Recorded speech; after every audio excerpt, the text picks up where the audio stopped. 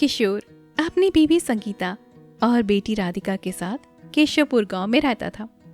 घर में बहुत सी खुशियां थी और केशव के लिए उसका परिवार ही सब कुछ हुआ करता था। वो खेतों में दिन रात मेहनत करके अपने परिवार को किसी भी चीज की कमी नहीं होने देता था।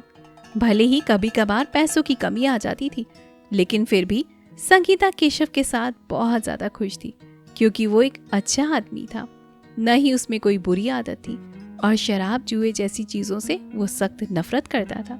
वो एक मेहनती और ईमानदार इंसान था और दयालु था, जो अपनी बेटी से हर समय दयालु बनने की बातें करता था। केशव के इस व्यवहार से उसकी बीवी बहुत ज्यादा प्रसन्न थी। आज सवेरे सवेरे केशव बाजार से दूध लेकर घर पहुंचा। चेहरे से वो बहुत ज्यादा खुश लग रहा था और आते ही रसोई में जाकर संगीता को उसने दूध की थैली देकर बोला, संगीता, तुम्हें पता है गांव में चुनाव होने वाले हैं।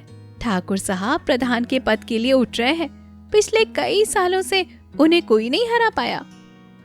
संगीता ने केशव की बात को ध्यान से सुना और दूध की थैली फाड़कर दूध भगोने में डालते हुए हल्की सी मुस्कुराहट के साथ पूछा, आप क्यों इतना खिलखिला रहे हैं? पैसा उन्हें मिलेगा, पद भी उन्हें मिलेगा। आपको क्या कोई खजाना मिल रहा है क्या, जो इतना खुश हो रहे हो? केशव ने चेहरा और चमकदार कर लिया, जैसे कोई बहुत बड़ी उपलब्धि हाथ लग गई हो। फिर वो बोला, अरे संगीता, तुम समझी नहीं। ठाकुर साहब ने मुझे अपनी पार्टी का मुखिया बना लिया है। गांव में जो भी प्रचार प्रसार होगा, पोस्टर लगेंगे, सभाएं होंगी, सब मैं देखूंगा। उन्होंने मुझे इस काबिल समझा। सोचो, मुझे। संगीता ने पल भर रुककर केशव की तरफ देखा और फिर धीमे से बोली, केशव, राजनीति के चक्कर में ना पड़ो तो ही अच्छा है। ये नेता लोग किसी के नहीं होते। आज तुम्हें जरूरत है तो तुम्हारा नाम ले लिया, कल सब जीत जाएंगे, तब तुम्हें पूछेंगे भी नहीं। केशव ने हंसते हुए कहा, अरे संगीता, ठाकुर साहब ऐसे नहीं है। देखना, अगर मैं ठीक से काम करूंगा तो राधिका की पढ़ाई सरकारी स्कूल में मुफ्त करवा देंगे। हमें भी कुछ लाभ होगा। हो सकता है कोई छोटी मोटी नौकरी ही दिलवा दे। तुम समझा करो। संगीता अब थोड़ा और गंभीर हो गई। उसका चेहरा चिंता से भर गया था। फायदा सिर्फ उनका होगा केशव, तुम्हारा नहीं। गांव में लोग तुम्हें जानते हैं, ईमानदार हो, मेहनती हो, लोग तुम्हारी बात का मान रखते हैं। तुम कहोगे तो सब ठाकुर साहब को वोट दे देंगे, बस इसलिए तुम्हें साथ जोड़ा है। वरना इतने सारे लोग हैं, किसी को भी क्यों नहीं चुना उन्होंने? सोचो सोचो केशव। पहले तो केशव थोड़ी देर तक चुप रहा, फिर झुंझलाकर बोला, अरे यार, तुम हर बात में शक क्यों करती रहती हो संगीता? कभी तो सोचो कि शायद हमारा भी समय बदल रहा होगा। तुम्हें लगता है सब कुछ ही बुरा है, लेकिन देखना, इस बार कुछ अच्छा जरूर से हो जाएगा। इतना कहकर केशव ने चप्पल पहनी और बिना कुछ कहे बाहर निकल गया। इतने में ही वहां राधिका आई और बोली, मम्मी, मुझे स्कूल जाना है, मेरे बाल बना दो ना। अपनी बेटी का मासूम चेहरा देखकर संगीता का मन मुटाव एक पल के लिए ही दूर हो गया और कमरे में जाकर आईने के सामने बैठकर वो अपनी बेटी की चोटी बांधने लगी। बेटी राधिका, तुझे बड़ी होकर क्या बनना है? मुझे बड़ा होकर एक बड़ा नेता बनना है और दुनिया को सुधारना है, और साथ ही जैसे बाबा बताते हैं, एक अच्छा इंसान बनना है। प्यार से संगीता ने अपनी बेटी के सिर पर हाथ फेरा। और अच्छा इंसान कौन होता है बेटी? एक अच्छा इंसान जो ताकतवर होकर भी कमजोर को परेशान न करे, जिसके अंदर जीव को लेकर, हर किसी को लेकर दया हो, जो कभी किसी का बुरा न चाहे, हमेशा भगवान की भक्ति करे। बहुत बढ़िया मेरी बेटी, बहुत बढ़िया। बातों ही बातों में संगीता ने राधिका की चोटी बांध दी और बैग उठाकर उसे स्कूल छोड़ने के लिए चली गई। स्कूल को जाते वक्त उसने देखा कि रास्ते में ठाकुर साहब के पोस्टर चिपके हुए थे। उनमें एक तस्वीर केशव की भी थी, जिसे देखकर संगीता के चेहरे पर मुस्कुराहट छा गई। कितना सुंदर दिख रहा है मेरा केशव, लगता है कोई बड़ा आदमी बन गया हो, उसने मन ही मन सोचा और राधिका को स्कूल छोड़कर वापस घर आ गई। दिन बीत गया, शाम ढलने लगी। आसमान में चांद निकल आया था। पर केशव अब तक घर नहीं लौटा था। संगीता ने रसोई में खाना रखा, फिर से गर्म किया, तवा भी चढ़ाया, फिर उतार भी दिया। घड़ी की सुइयां सरकती जा रही थी और इसी इंतजार में रात के 10 बज चुके थे। गांव का माहौल शांत था, लेकिन संगीता का दिल बेचैन हो रहा था। वो बरामदे में बैठी दरवाजे की तरफ देखती रही, कभी उठती, कभी दरवाज़ा खोल कर देखती, लेकिन दूर दूर तक केशव नजर नहीं आ रहा था। तभी अचानक गांव के एक छोटे से लड़के ने आकर बताया, काकी, केशव काका तो ठाकुर जी की हवेली में है, सब लोग वहां पर जमा है। संगीता की आंखें चौड़ी हो गई। उसने बिना कुछ कहे चप्पल पहनी, राधिका को पड़ोसन के पास छोड़ा और अकेली ही निकल गई ठाकुर साहब की हवेली की ओर। जैसे ही हवेली के बाहर पहुंची तो अंदर से तेज म्यूजिक, हंसी ठहाके, बड़े बड़े लाउड स्पीकर से चुनावी गीतों की आवाज आ रही थी और बाहर खड़े 2 नौकर हंसते हुए शराब की बोतलें अंदर पहुंचा रहे थे। अंदर का माहौल एकदम अलग था। कुर्सियों पर ठाकुर साहब के चमचे बैठे हुए थे, शराब के गिलास भर भर के एक दूसरे को पकड़ा रहे थे।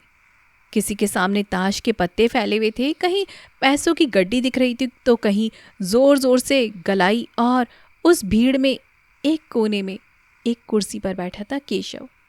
उसने ना शराब छुई, ना जुए में हिस्सा लिया, पर वो उन सब के बीच बैठा मुस्कुरा रहा था, जैसे उसे अब उस दुनिया में कुछ अपनापन लगने लगा हो। तभी दरवाजे पर खड़ी थी संगीता। उसने धीरे से झांक कर अंदर देखा और एक पल के लिए उसका दिल कांप उठा। उसने देखा उसका केशव, जिसने कभी शराबियों से दूर रहने की बात की थी, जो बेटी को दया और ईमानदारी का पाठ पढ़ाता था, वो अब उन सबके बीच बैठा था। हालांकि केशव ने ना किसी ग्लास को हाथ लगाया था, न ही कोई गलत हरकत की थी, लेकिन उसकी संगति सब कुछ कह रही थी। उस वक्त संगीता ने भी कुछ नहीं कहा, न ही आवाज दी, न रुका, बस चुपचाप मुड़ी और भारी कदमों से वहां से लौट गई। तब रात के ठीक 12 बजे घर का दरवाजा धीरे से खुला। हल्की सी चरचर की आवाज हुई। केशव दबे पांव अंदर दाखिल हुआ, जैसे कोई चोर घर में घुसा हो। लेकिन रसोई की बत्ती जल रही थी और चौकी पर संगीता बैठी उसका इंतजार कर रही थी। जैसे ही उसने केशव को देखा, उसके चेहरे पर कोई खुशी नहीं थी, बस एक गहरी चुप्पी थी। आ गए? पर आए ही क्यों, वो भी इतनी रात को? उसका स्वर धीमा था, मगर तीर की तरह चुप था। केशव थोड़ा सा सकपकाया। उसने चप्पल उतारी और बोला, संगीता, बात ऐसी नहीं है, वो चुनाव का माहौल है, सब लोग वहीं थे, मुझे भी थोड़ी देर रुकना पड़ा। संगीता उसकी बात काटते हुए बोली, तो बैठे थे ना उन्हीं के बीच, शराब के गिलास के सामने। क्यों, तुम भी वहीं बैठे थे ना, तुम भी तो पी लेते, वैसे भी ये दिन अब दूर नहीं बचा है। केशव की आंखें चौड़ी हो गई। उसने शांत लहजे में कहा, तुम कैसी बातें कर रही हो संगीता, मैंने हाथ तक नहीं लगाया उस गंदगी को, बस मैं बैठा था, तुम इतनी चिंता क्यों करती हो यार? संगीता ने उसकी आंखों में देखा, कुछ कहने को आई, पर फिर चुप हो गई और उठकर रसोई में चली गई। थाली में खाना परोसा, रोटी ताजी से की और केशव के सामने रख दी। आओ खाना खा लो। पर केशव ने नजरें चुराते हुए कहा, मैं खा चुका हूँ, ठाकुर साहब ने वही खाना खिला दिया था। संगीता की आंखें भर आई, आवाज रुक गई, पर फिर भी मुस्कुराकर बोली, अच्छा, तो अब आप हमारे बिना भी खा लेते हैं, कोई बात नहीं, आदत डाल लूंगी मैं भी। इतना कहकर उसने थाली उठाई, खाना डब्बे में रखा और रसोई समेट दी। चुपचाप जाकर खटिया पर लेट गई और मुंह ढक लिया। केशव धीरे से उसके पास गया और उसका कंधा हिलाकर बोला, संगीता, नाराज हो क्या? मैंने सच में कुछ गलत नहीं किया यार, बस समझो ना तुम। पर फिर संगीता ने धीरे से कहा, सब ठीक है, मैंने खाना खा लिया है, आप भी आराम कर लो। फिर एक लंबी सांस ली। राधिका भी वहीं सोई थी। केशव वहीं पास बैठा रहा और इसी भारी मन से रात कट गई। लेकिन रात भर केशव को लगा कि इतना तो चलता है, दूसरे मर्दों की औरतें ऐसा नहीं करती, उन्हें आज़ाद छोड़ती हैं, उनसे कुछ नहीं कहती। और इन्हीं सब कश्मकश के बीच वो अपनी बीबी के भीतर कमियां ढूंढने लगा। शायद कहीं ना कहीं संगति का असर धीरे धीरे केशव को अपनी जंजीरों में जकड़ने लगा था। जो बातें उसने जिंदगी में कभी नहीं सोची थी वो उसके दिमाग में घर करने लगी। वो रात गुजर गई, पर उस रात ने सब कुछ बदल कर रख दिया था। अगले कुछ दिनों तक संगीता ने कोई शिकायत नहीं की। रोज खाना बनाकर रख देती और केशव रोज देरी से आता, कभी सभा से, कभी प्रधान जी के दरबार से और कभी बिन बताए। राधिका भी अब धीरे धीरे पूछना छोड़ चुकी थी। तब इन्हीं सब में एक हफ्ता बीत गया और उस रात जब गांव में बड़े चौक पर राजनीति बैठक और दावत थी, केशव वहां गया। माहौल गर्म था, किसी के हाथ में गिलास, किसी के हाथ में जुए की गड्डी। पर पहले तो केशव ने मना किया, लेकिन संगति का असर अब गहरा हो चुका था। अरे केशव भाई, जीतने से पहले थोड़ा जी लो। क्या नेता ऐसे होते हैं, थोड़ी पियो नहीं तो कमजोर दिखोगे। कैसे मर्द हो भाई जो शराब भी नहीं पीते। जनानियों वाली हरकतें बंद कर दो यार, और अब मर्दों की तरह जीना सीखो यार, बस करो ये। और फिर केशव ने उस रात पहली बार शराब को होठ से लगाया। फिर लोगों के साथ मिलकर खूब शराब पी, रात के करीब 2 बजे तक।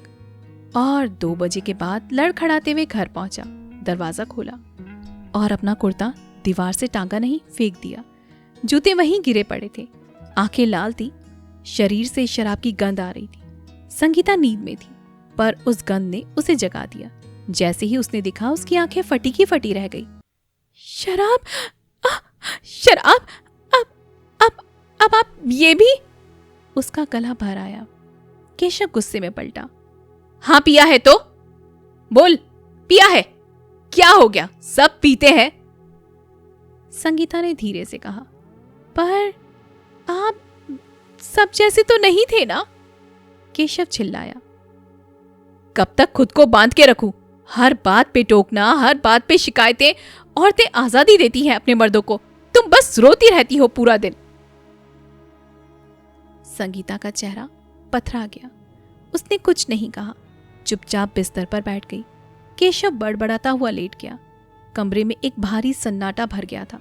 थोड़ी देर बाद संगीता ने धीमी आवाज में पूछा, कल राधिका की फीस जमा करवानी है, पैसे रखे हैं तो कुछ दे दीजिए, सुबह उसके स्कूल छोड़ते वक्त लगेंगे। केशव की आंखें झपकने लगी, पर वो बोला, पैसे? जमींदार से? हार गया, सब कुछ जुए में चला गया। इतना सुनते ही संगीता ने मुंह फेर लिया। न ताना दिया, न चीखी, न कुछ कहा, बस चुप रही। उसकी आंखें छत को घूरती रहीं। सब कुछ तहस नहस होता नजर आ रहा था।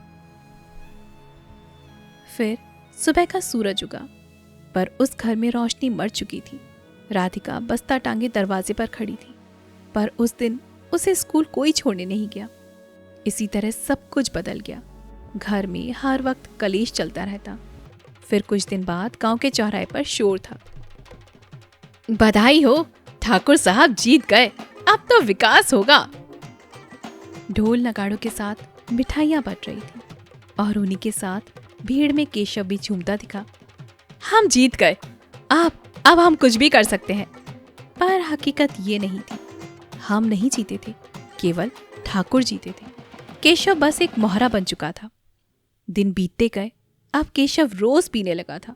धीरे धीरे उसने घर का सामान, कपड़े, बर्तन, यहाँ तक कि माँ की दी हुई चांदी की थाली तक बेच डाली। और उसकी इन सभी हरकतों के बाद गांव में केशव की कोई इज्जत नहीं बची थी। सब उसे शराबी, नशेड़ी और ना जाने क्या क्या कहकर गालियां देने लगे। और जैसे ही उसका नाम गांव में खराब हुआ, तो ठाकुर ने भी उसे अपनी मंडली से बाहर निकाल दिया। वो नहीं चाहता था कि केशव की वजह से वो अगली बार का चुनाव हारे।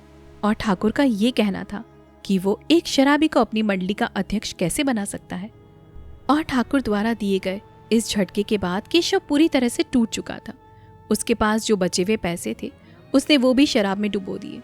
फिर खेत गए, फिर बैल, फिर गाय, और आखिर में घर भी चला गया। संगीता रोती रही, केशव को मना करती रही, लेकिन उसने अपनी बीबी की एक भी ना सुनी।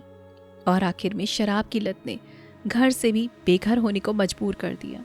अब वो लोग गांव के एक टूटे खंडर में किसी तरह पनाह लेकर जी रहे थे। फिर एक रात संगीता मिट्टी के चूल्हे के पास बैठी थी। राधिका सूखे होठ लिए उसकी गोद में सिर रखे हुए थी। केशव लड़खड़ाता हुआ आया, शराब की दुर्गंध के साथ। आज जमींदार ने फिर जुआ खेलने बुलाया है, थोड़ा जीत लूं तो सब कुछ वापस आ जाएगा। संगीता, जो अब भी कोई उम्मीद पाले बैठी थी, अचानक फट पड़ी। कब तक और कितना? हमारे पास अब बचा ही क्या है केशव? शरीर भी गिरवी रख दोगी क्या? बोलो। केशव हंसा। हंसते हंसते उसकी आंखों में आंसू आ गए। संगीता, मैंने कभी नहीं सोचा था ये सब होगा। मैं बस हार गया। संगीता फूट फूट कर रोने लगी। आप तो छोड़ दो ये शराब। देखो हमारी बेटी, वो कब से भूखी है। तेरी शराब की लत ने सब कुछ बर्बाद कर दिया केशव। सुखी परिवार था, हम सब साथ में खुश थे, लेकिन तुमने सब कुछ बर्बाद कर दिया। राधिका भी ये सब कुछ वहां पर बैठकर सुन रही थी। वो उठी, उसने अपनी माँ के आंसुओं को पोंछा और गले से लगा लिया। मम्मी, आप रोइए मत, हम सब कुछ ठीक कर देंगे। खुद को मजबूत करने के लिए संगीता ने अपने आंसुओं को पोंछा और बेटी को सीने से लगाकर सो गई। फिर अगली सुबह संगीता उठी, एक पुरानी थैली में कुछ कपड़े डाले, राधिका का हाथ पकड़ा और केशव के पास आकर बोली, मैं जा रही हूँ केशव, अब और नहीं। केशव चौंका। क्या मतलब? कहाँ जा रही हो संगीता? कहीं भी, जहाँ रोटी के लिए रोना ना पड़े, जहाँ बेटी स्कूल जा सके और जहाँ पति शराबी ना हो। केशव लड़खड़ाते हुए उठा। नहीं संगीता, मत जाओ, मैं बदल जाऊंगा। अब देर हो चुकी है केशव, अब बहुत देर हो चुकी है। संगीता ने उसका चेहरा देखा, वो चेहरा जो अब उसका नहीं रहा। वो आदमी अब उसका केशव नहीं था। लेकिन फिर भी संगीता ने केशव को आखिरी बार गले लगाया। मैं अपने भैया के पास जा रही हूँ, तुम अपना ख्याल रखना। मैं तुम्हारे साथ गरीबी में रह लूंगी केशव। इस तरह किसी शराबी के साथ रहना मेरे लिए मुमकिन नहीं है। जिस दिन तुम शराब छोड़ दोगे, मैं लौट आऊंगी, तुम्हारे साथ झोपड़ी में भी रह लूंगी। इतना कहकर संगीता ने उसे छोड़ दिया और बेटी को लेकर वहां से चली गई। केशव पूरी तरह से बिखर चुका था। उस दिन उसे एहसास हुआ कि उसकी लत ने, उसकी संगति ने उसका सब कुछ बर्बाद कर दिया था।